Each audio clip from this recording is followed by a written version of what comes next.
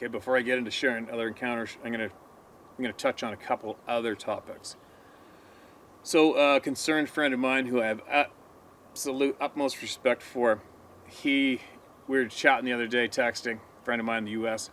A lot of you will know who this person is, and I shared with him a very significant encounter that a man emailed to me. It was a real eye popper, and he voiced a word of caution of me sharing it online without fully vetting his person, because, quote, that there's a few people out there that are going to intentionally try to discredit, humiliate, apparently, myself, Scott Carpenter, David Plaitis, and others, and gave me that heads up.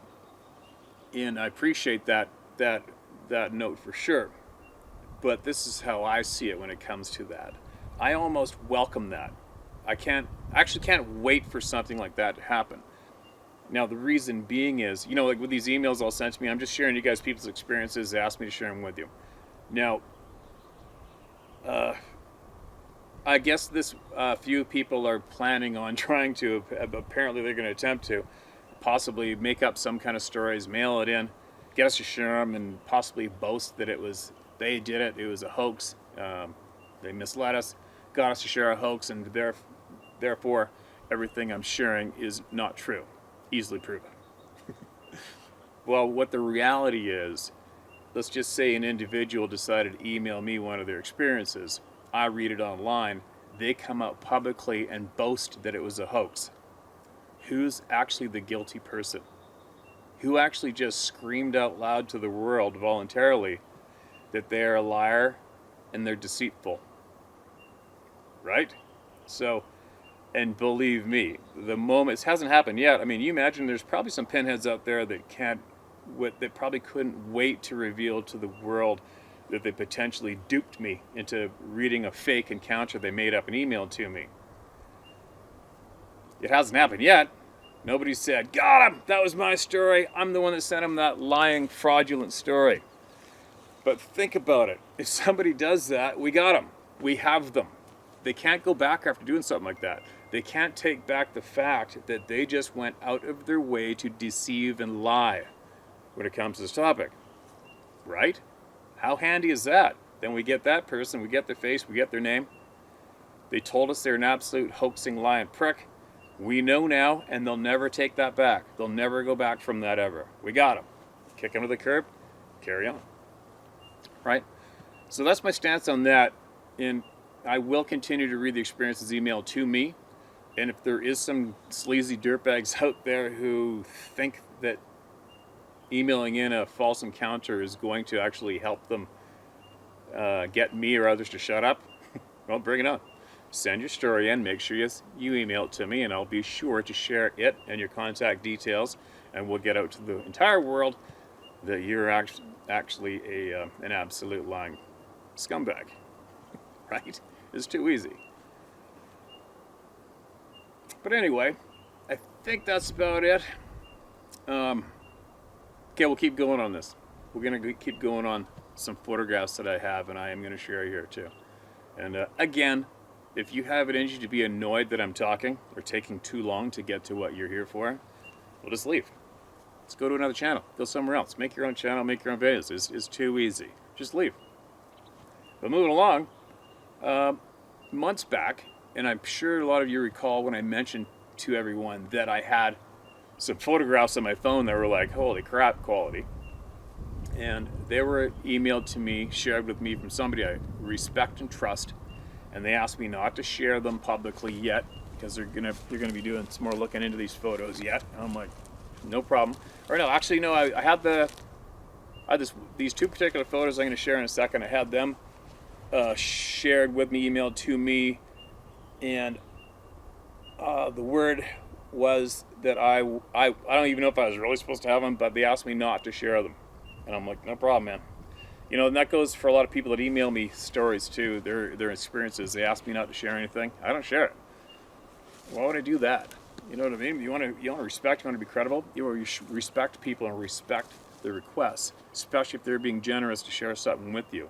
If they don't want me to share it publicly, I'm not going to share it. If they don't want me to say their name, I'm not going to say their name. Okay? So I had these pictures on my phone And I did show them with my phone to a couple close friends, and it scared them, actually. It was more of it really scared them. It was unfortunate. That clued me into the reality of a lot of people that can't wrap their head around this topic and refuse to accept the facts. And once I showed them this picture firsthand of our beers, I could saw it was a fright. It was a fright reaction. They were scared, and they wished they didn't look at it. And that opened up my eyes to why a lot of people just deny the existence of these things and don't want nothing to do with it. It's because it scares the shit out of them, understandably. So then, I don't know, a couple months later, same friend of mine emailed me another photo. I'm trying to find it. I can't find it. If I find it, I'll share it. Of a mock-up of a Sasquatch head that was used to hoax this photograph. All right, it's a hoax. Some wiener went out of their way to create a hoax when it comes to Sasquatch photograph of their head and eyes. But then, and I never really gave too much energy to these photographs myself personally, because like I said earlier, I already explained to you guys my feelings on the photographs. But then I get another email from somebody who said another group of people are attempting damage control, and they went out of their way to make a mock-up of the being in the photograph to keep people thinking it's a hoax. And there's me getting these emails from left, right, and center. I'm like, holy shit, really? Wow. It's just this great, big, endless circle when it comes to photographs and evidence and who's got this and who's got that. It's absolutely nauseating, really, when you think about it. But I'm going to take it through what the original story with this photograph was, okay? So, make this a little smaller. So, the original story with this photograph that I'm going to show you, that I have right here, is there was a lady biologist. She had a research area, and she was getting closer to getting solid evidence, and she had some expensive high-speed camera set on high-speed night vision, and she went off into the dark in the forest. This is just this is the story that he emailed to me, okay? Don't lose your shit. And as soon as she felt that feeling of eyes burning into her and anxiety and everything, she hit the button and went like this. And then came up with this photograph. And that is the original email I received, okay? And not to share it, but just a heads up. I'm like, wow, crazy. And for me, it's like, that's pretty crazy. You know, you look at that photo, and if you match it up against your average description, well, it fits the average description to a T. You know, hair around the face, human looking but not quite, broad flat nose, slit for a mouth, wide mouth. It fits the description perfectly. Is it authentic? I don't know. We'll never know. It's a photograph. So who gives a shit, right? And that's what I had. So since the people who emailed me the photographs said they found out it was a hoax, I'll share it now. Who gives a shit? But then you got the other people who emailed me saying that somebody panicked and made up a mock-up identical to this as best I could to keep all of you convinced that the photograph is a hoax, not the real thing. Why all these people keep going back and wasting their time with all this bullshit, I haven't a clue. Just thank God that it's not me. And so then what happened? Then a couple months, maybe a few months after that, I received another one. Another one of a face, broad daylight. And with the email was, hey, check this out, don't share it, we're working on more authentication, etc., etc. I'm like, whatever, I'm not sharing shit. And then I had another young lady from the States who's heavily involved in this topic. She emailed me 2 variations of the same picture and said it was from some movie. I'm like, okay, whatever. Not that I give a shit anyway, really. But I didn't have a clip of the movie version of this photograph I'm sharing with you right now. They didn't show me that. Just the word on the street was it was taken from some movie set. I don't even remember the name of the movie because I really don't care. So there you go. There's a couple of photographs that I've been sitting on for months now and not really. Actually, I forget about them more times than I don't. And but I will share this next photograph with you, and this is from probably one of the top 1, 2, 3 solid names that I know when it comes to credibility and obtaining evidence, which all of you crave, is Randy Brisson. And he's a First Nations man that lives not too far from me in southwest British Columbia. And Randy has done it all and done it numerous times. It's ridiculous. And everybody, all the so-called big names and bigfooting, have contacted Randy, and a lot of them have gone out in the woods with Randy, and they have had experiences with Randy. And we talk often. He's never tried to make a cent off of this topic. Him and his wife, and I believe his son, they are out there often, more often than not, and they make contact with these beings here in British Columbia all the time. It's crazy. He's videotaped a reddish brown one. He's taken a friend of mine in the woods. They got a rock thrown at them recently, and they got a picture of the thing taken off up in the forest. Emailed to me. Can't share it. I won't. Whatever. A handful of years ago, Randy actually had his cameras going up the timber, and one of these things is looking at him over a stump. And he said it was actually making hissing sounds at him. And if he'd had a video camera at the time, he would have got it all on video, but he only got the photograph. He said you can see one photograph, you can see its mouth closed, the next one, the mouth's open. But it's a photograph, right? It's a photograph. Look at how many people are probably going to go apeshit in the comment section under this video and attempt to tear Randy down into the ground, or the other people, and tear the photograph down and say it was proved a hoax years ago, right? But if any of you know me personally or are familiar with me and my background, at this point of the game, I would bet my life on the fact that this photograph here, obtained by Randy Brisson, is authentic. I'd bet my life on it. That's just between me and Randy in that photograph. I don't give a shit what anybody thinks, obviously. So whoever is listening to my words and snapping their ass and blowing a gasket, just save it for somewhere else. It might make a difference in your life, okay? Because it's not here. And a lot of people might wonder why I get a little defensive and get my back up with the trolls, with the losers. It's like, well, come on. A lot of them are making a lot of discomfort for a lot of you and interrupting your honest interest in this topic, okay? But I think I'm doing a pretty good job to keep my mouth shut and not lashing out in the way that my brain would like to sometimes. There you go. You know, Randy has had so many videotapes. He's videotaped them. They're speaking. He's videotaped them. He's cut them on. He's got a picture of this one's face looking at him with a stump. He has taken reality TV stars out in the woods, and they have had encounters, direct, alarming, terrifying encounters with these things. But meanwhile, he's just a humble guy, knowledgeable guy. He's a proud First Nations man. I have absolute respect for him, and he's done everything that a bunch of other people try to do nonstop. He's done it numerous times. And has he charged people money to have a look at any of it? No. Has he formed a Facebook page? Or no, has he formed a YouTube channel and had live YouTube evenings that actually tried to charge you people money to ask him a question? No, he hasn't. Okay? He is one of the most solid, credible people out there in the world today when it comes to these beings and knowledge. Hands down. Outclasses 99% of all of the people out there who seem to be doing the circuit routine of speaking, collecting money, selling print casts, and calling themselves public figures and thinking they're attaining some kind of star and fame and authority position when it comes to this topic.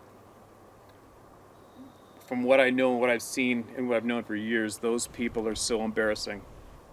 They've done so much to annihilate this topic for all of you. It's enough to make your average brain dizzy. And like I said before, if it's answers you want, you need to seek out the people who are out here all the time that live it and see it and know it. That's who you need to contact. That's who you need to ask for information, and that's who you need to trust, okay? Some of the obvious traits, examples of people who are misleading you. Well, first off, if you are involved in any reality television show at all whatsoever, any reality TV show when it comes to this topic, you are basically 99.9% of those people are absolute frauds, okay? If you actually put a a harness on your face with infrared camera on your face and bounce yourself around in the woods and talk to a camera and dress the crowd like they're a room full of grade 4 students. You know what I'm about to say. Just kick them to the curb. You guys got to stop supporting the dumbasses. You gotta stop supporting these people, man. If you want this topic to go any further, you gotta stop giving these people attention. You gotta take it away from them. Kick them to the curb, okay? Kick them to the curb. Pursue the knowledge, share the knowledge, and support people who have seen these things. The government's not going to do it. Don't think for a second you need the government to tell you anything, okay? Because you don't. The scientific community is not going to let the facts be accepted and shared mainstream. They're not going to. End of story. Kick them to the curb. Get back to all of us. It's all about us, the people. It's about all the people that are out here in this, living it, breathing it, daily, throughout our lives. It's all about us. It's about all of you. Okay, the scientific community, they've been paid off to lie to governments numerous times. As soon as you're caught lying once, you're done. So, just on that fact alone, the scientific community can go suck it, right? Kick them to the curb. The reality TV people, they can suck it. Kick them to the curb, okay? All those douchebags who go out of their way to make rude, disgusting, attacking memes or start rumors of people attacking little old men that were involved in filming these things in 67, they can all suck it. Kick them to the curb.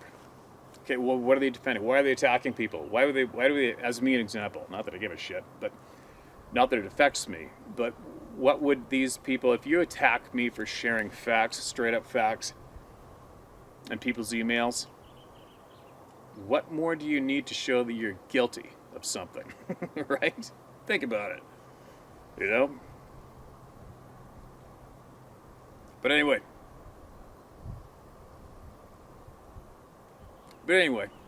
I hope some of this clears up some items for a lot of you who are sincerely curious, who are looking for answers, who want to understand, who want to lose the anxiety that you've had created for you from bumping into one of these damn things.